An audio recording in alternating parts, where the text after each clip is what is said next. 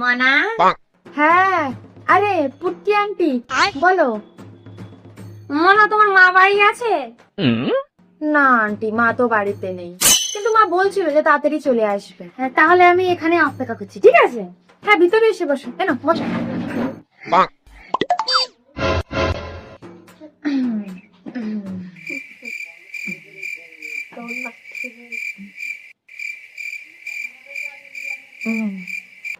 দুধ ব্যাং ভাল লাগছে না, এই আন্টিটাও কিছু বলছে না আর আমিও কিছু বলছি না, কি যে জিজ্ঞাসা করি।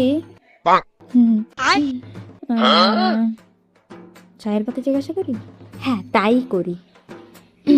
আন্টি চা বানাবো? তোমার মা তো আসছে না, দেখি চা খেতে খেতে তোমার মা আসে নাকি। বানিয়ে নিয়ে এসো। এই যে আন্টি চা।